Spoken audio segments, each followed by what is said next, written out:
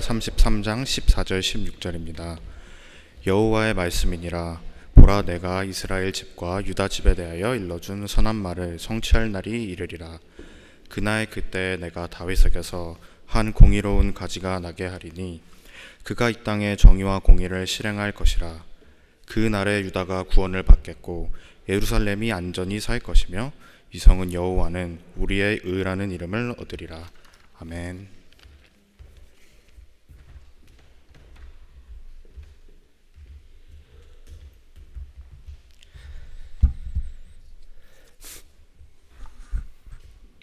(2024년) 12월 1일이네요. 오늘이 12월 1일입니다. 교회력으로 말하면 새롭게 시작하는 대림절 첫째 주일이죠. 자, 교회력이 뭘까요? 처치 캘린더. 이거는 1년의 시간을 그리스도와 함께 맞춰진 시간의 의미입니다. 그래서 우리가 한 해를 사는 데 있어서 그리스도의 말씀과 복음에 맞춰서 살아갈 수 있도록 도와주는 거예요. 2024년이 끝나가죠. 2025년이 오죠. 또 2026년이 옵니다. 여러분이 10살이 되고 20살이 되고 30살이 되고 40살이 되고 50, 60, 70, 80, 90 이렇게 우리가 세월을 사는데 이 삶을 살 때 그리스도에게서 시작을 하고 그리스도에게 갑니다. 우리의 목표는 그리스도에게서 시작해서 세상이 아니고 그리스도에서 시작한 우리의 삶이 그리스도에게 계속 가는데 그 과정도 역시 그리스도와 함께하는, 그리스도와 동행하는 삶이라 하는 거죠. 이 삶에 있어서 여러분 기쁨과 감사가 충만하기를 예수님의 이름으로 축원합니다. 자, 교회력의 첫 번째는 여기 그림에서 보듯이 대림절이에요. 영어로는 여러분 들어봤을 겁니다. 아드벤트 대림절인데 이 대림절은 성탄절 12월 25일 성탄절 이전에 4번의 썬데이, 4번의 주일을 가리키고 날짜로 하면 24번 이 24일이 됩니다. 교회에 따라서 한 주에 하나씩 촛불을 붙이는데 촛불에 총 4개의 촛불을 켜고 각각 소망, 평화, 기쁨, 사랑의 의미를 담고 있어요. 여기도 있죠. 뒤에 이쪽에서는 잘 안 보일 텐데 여기서는 잘 보이죠. 초가 빨간 건 4개, 그리고 하얀 거 하나인데 하얀 거는 25일 날 붙입니다. 그리고 나머지 4개는 한 주에 하나씩, 오늘도 하나를 붙였다고 해요. 이 촛불은 교회에서만 붙이지 않고 또 가정에서도 붙일 수가 있어요. 그래서 날이 점점 짧아지고 반면에 밤은 점점 길어가는 때에 세상을 환하게 하시고 세상을 좀 더 따뜻하게 하시고 세상에 생명을 기운을 불어넣으시는 주님의 오심을 생각하면서 이 소망과 평화와 기쁨과 사랑 안에 거할 수 있다. 그 기간이 이 대림절 기간입니다. 여러분들 모두 대림절 기간을 그 뜻에 맞춰서 잘 보내서 여러분 삶에 지금 말한 이 소망과 평화와 기쁨과 사랑이 가득하기를 예수님의 이름으로 축원합니다. 이 대림절에 갖는 소망, 이 소망은 무엇이냐 하면 그리스도의 오심으로 실현될 하나님의 약속들에 대한 소망이에요. 그 중에는 본문이 말하고 있는 공의로운 왕의 오심에 대한 약속이 있습니다. 15절인데 우리가 다시 한번 읽어보겠습니다. 시작. 그날 그때 내가 다윗에게서 한 공의로운 가지가 나게 하리니 그가 이 땅에 정의와 공의를 실행할 것이며. 자, 이 말씀에 따르면 정의와 공의가 없거나 정의와 공의가 필요한 세상을 배경으로 하고 있음을 알 수가 있어요. 비슷한 말씀이 거의 비슷한 말씀이 앞에 23장에도 나오는데 거기에서는 배경이 말씀의 배경이 여기와 좀 다릅니다. 거기에서는 이스라엘 내에서 부패한 목자들을 배경으로 해요. 그런데 33장까지 오면 이제는 이스라엘의 왕들만 아니라 제사장, 선지자, 백성들 그리고 이방 세계들 모든 사람들의 죄에 대한 고발이 배경에 있는 것입니다. 그러므로 지금 말씀하시는 이 공의로운 가지, 공의와 정의를 행하실 그 왕은 이스라엘만을 위해서 오시는 것이 아니고 온 이스라엘 포함해서 온 세상을 위해서 오시고 이스라엘에게만 아니라 온 세상에 정의와 공의를 행하실 분이다 하는 것이죠. 그가 누구십니까? 우리 믿는 자들에게는 주 예수 그리스도이죠. 이미 다 알고 있는 답입니다. 우리가 함께 찬양했듯이 예수는 모든 사람에게, 그를 믿는 사람에게 당연히 그렇지만 그를 믿지 않는 사람들을 포함해서 모든 사람에게 하나님의 공의가 됩니다. 그런데 우리가 질문을 할 수가 있어요. 어떻게 그럴 수가 있느냐? 어떻게 그가 하나님의 공의가 될 수 있느냐고 질문을 할 수 있어요. 왜냐하면 우리가 알듯이 예수 그리스도는 십자가에 달려 죽으셨습니다.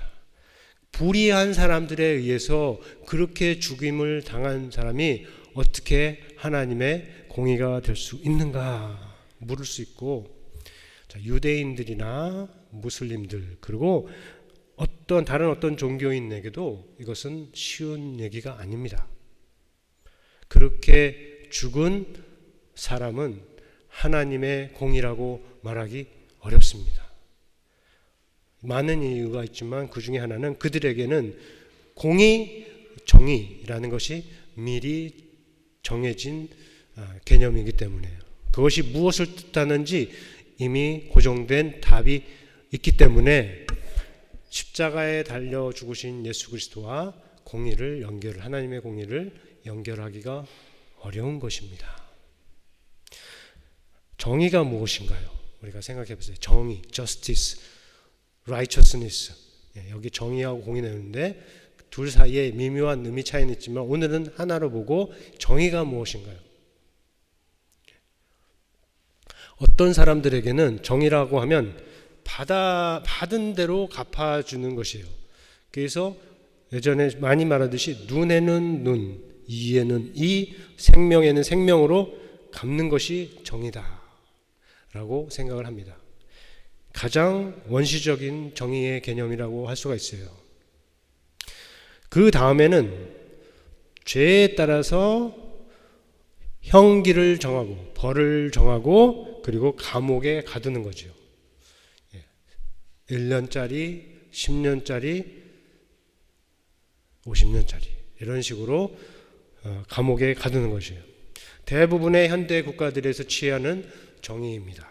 자, 그런데 그런 것들로 정의를 생각하면 성경이 말하는 오늘 본문에서 말씀하시는 정의와 공의를 충분히 잘 이해하기가 어렵습니다. 왜냐하면 여기 본문에서 말하는 정의와 공의에는 회복하고 살려낸다는 의미가 담겨 있기 때문이에요.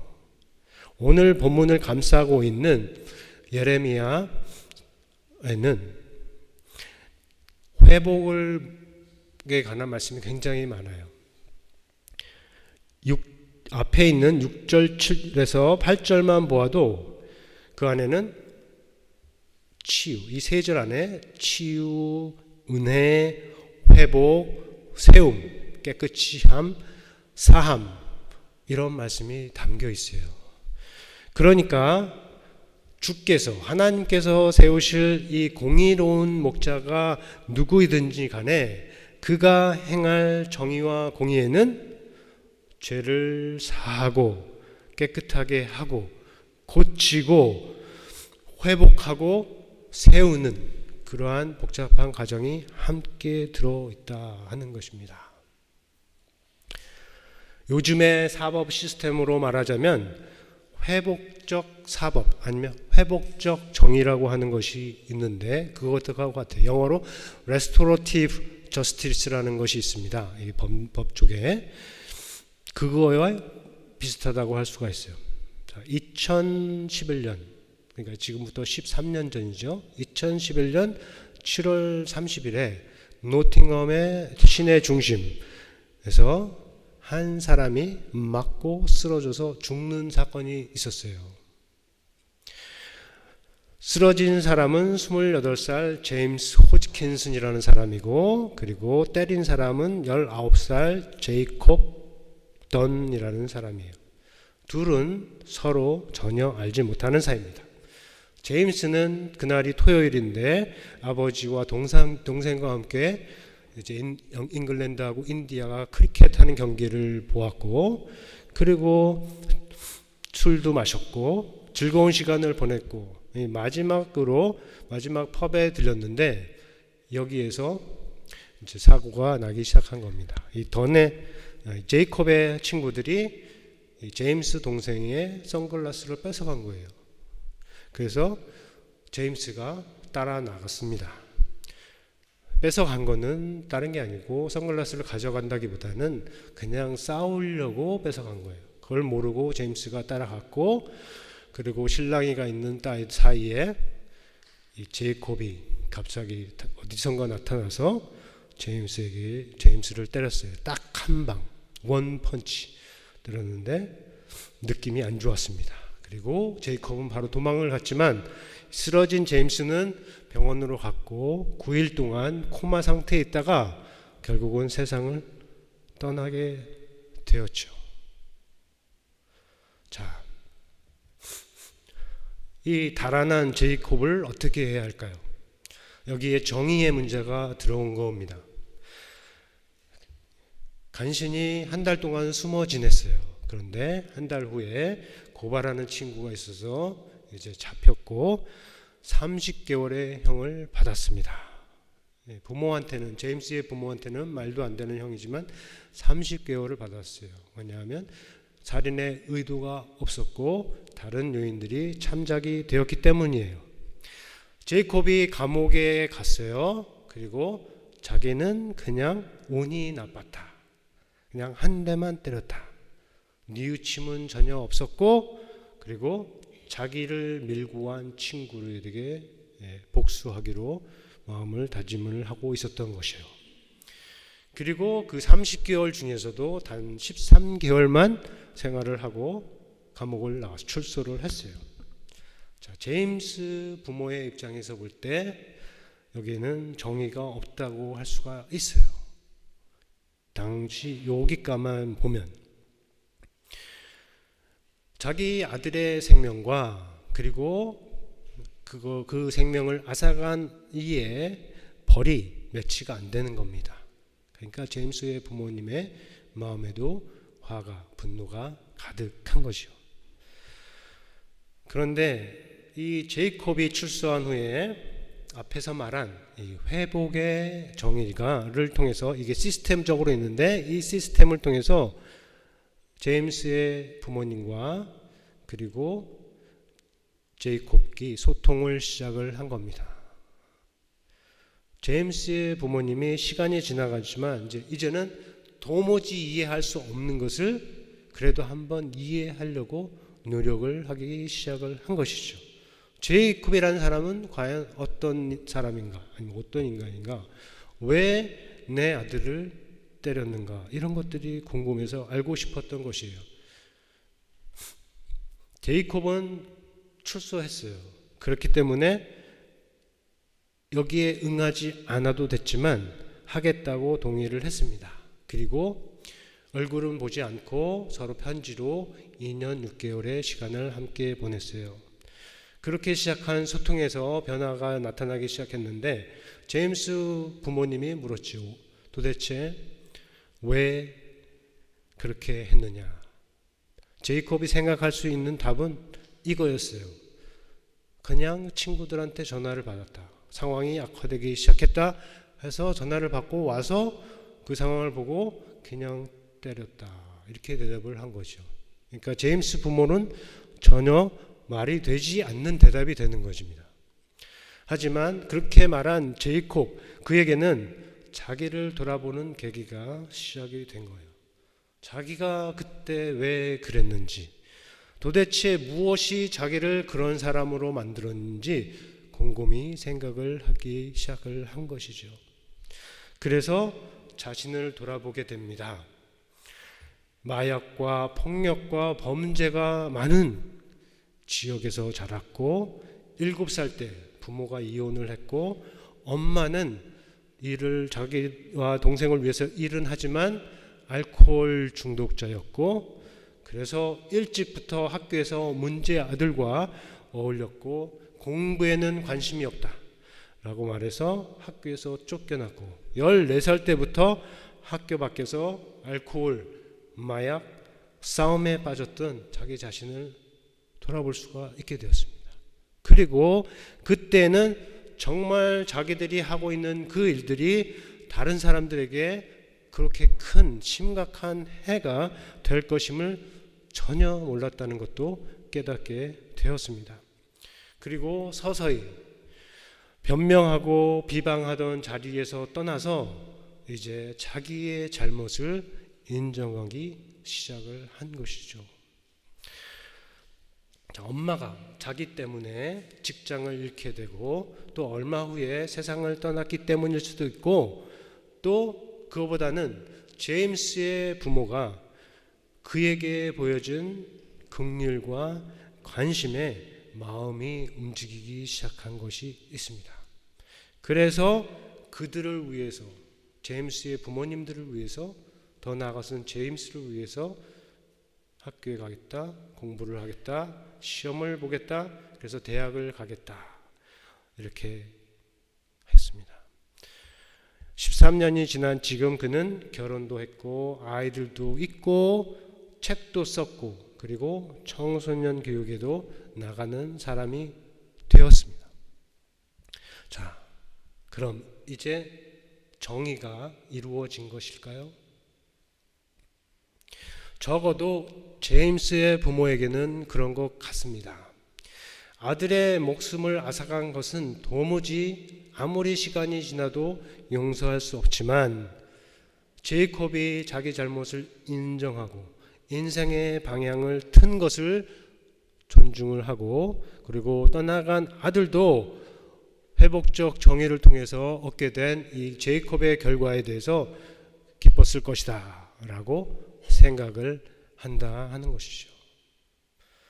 보니까 제임스의 엄마인 주아는 제이콥을 거의 아들처럼 대하는 것 같습니다. 제이콥의 경우는 그럼 어떨까요? 제임스 부모와의 만남이 없었다면, 자, 아까 말한 이 회복 정의 시스템을 사용하지 않았다면 그는 어쩌면 여전히 마약과 싸움의 세상에 살면서 남에게 해를 끼치고 아무 죄책감도 없이 살고 있었을 수 있습니다. 그런데 이제는 그 세상에서 떠났고 더 나아가서 그 세계의 잘못을 이제 확실히 알리고 청소년들도 거기에 빠지지 않도록 도와주는 위치에 있는 것이죠. 참 어려운 얘기입니다. 그렇죠? 그러나 이 이야기를 통해서 오늘 나누고 싶은 내용은 다음 3가지예요. 첫 번째로 우리 청소년들이나 청년들 그리고 장년들도 싸움은 어떤 경우라도 피하라 하는 것이에요. 네. 내가 싸움에 자신이 있다고 하더라도 역시 마찬가지입니다. 내가 다치지 않으면 나로 인해서 누군가 다칠 수 있기 때문이에요. 한 방이, 원펀치가 사람을 죽일 수 있다 하는 것이 지금 제이콥이 전하고 있는 메시지입니다. 오늘 청년들 원더랜드 가죠? 네. 그런 곳에서 그런 일은 없겠지만 혹시라도 있다면 그냥 피하세요. 싸움을 잘하는 누구누구도 거기 피해야 됩니다. 그리고 펍 같은 데는 특히 더더욱 그래요. 술 많이 마시고 취하는 자리는 더더욱 그렇습니다. 그러니까 다시 한번 말하지만 싸움은 어떤 경우라도 피하라. 둘째로, 예레미야 시대의 이스라엘은 이 제이콥이 속했던 어둠의 그 세상보다 사실은 더 어두웠습니다. 어떤 면에서 그러냐 하면 그때는 재판관도 왕도 모두 다 부패했기 때문이에요. 그래서 제이콥처럼 가난한 사람들에게 공평한 재판을 해줄 수 없었던 거죠. 그런데 지금이 그때보다 이 부분에서 조금이라도 나은 것이 있다면 정의와 공의를 강조하시는 하나님이 계시기 때문이고, 그리고 그것을 몸소 보여주신 예수 그리스도가 계시기 때문이고, 또 그를 믿고 따르는, 그를 주님으로 믿고 따르는 사람들이, 우리와 같은, 여러분과 같은 사람들이 있기 때문이라 하는 것입니다. 잘 기억을 하실 수 있기를 바랍니다. 셋째로, 제이콥이 참여한 이 회복 정의라는 것은 예레미야 선지자를 통해서 약속하신 하나님의 정의와 하나님의 공의와 많이 다르지 않습니다. 둘 다 죄인을 멸하는 것이 아니라 구원하려는 뜻을 가지고 있어요. 둘 다 징벌만 아니라 고치고 다시 세우는 목적을 갖고 있습니다. 자, 제이콥과 제임스의 경우는 비록 한 사람은 세상을 떠났지만 그로 인해서 다른 한 사람은 어둠의 세상에서 구원을 받은 것이다. 정의가 회복적으로 실현된 것이다 하는 것이에요. 자, 사랑하는 성도 여러분, 우리가 한 해를 지나면서 억울하고 화나는 일을 겪었을 수 있습니다. 아니면 지금까지 평생을 살면서 아직도 해결하지 않은 억울함이 이 속에 들어있을 수도 있습니다. 그렇다면 회복의 정의에 관한 오늘의 말씀을 여러분들이 마음에 새길 수 있기를 바랍니다. 우리는 누구를 주님으로 따릅니까? 예수 그리스도. 그는 한 사람을 위해서만 죽으신 게 아니고 모든 사람을 위해서 죽으셨고, 그는 피할 수 있는데도 피하지 않고 자발적으로 그 길을 가신 분입니다. 그분을 우리가 믿고 따르는 사람들입니다. 그래서 주께서, 예수 그리스도께서 보여주신 그 하나님의 공의가 우리 가운데 나타나야 하는 것입니다. 그러기를 바랍니다. 먼저 나의 잘못에 대해서, 또 서로의 잘못을 대함에 있어서, 더 나아가서는 이 세상을 향하여서 예수 안에서 나타나는 하나님의 공의가 나타날 수 있기를 바랍니다. 제이콥과 제임스를 잘 생각을 하세요. 거기는 생명이 관련된 일입니다. 우리는 그것도 극복이 되었어요. 우리는 생명이 아니고 너무나 작은 것 때문에, 말 하나 때문에, 표정 하나 때문에 속에 화를 품을 수가 있습니다. 그렇다면 오늘 말씀을 다시 한번 잘 기억을 하세요. 하나님의 공의이신 예수 그리스도께서 여러분의 마음과 생각을 언제나 영원토록 지켜주시기를 예수님의 이름으로 축원합니다. 우리가 들은 말씀 생각하면서 거듭의 기도 시간 갖겠습니다.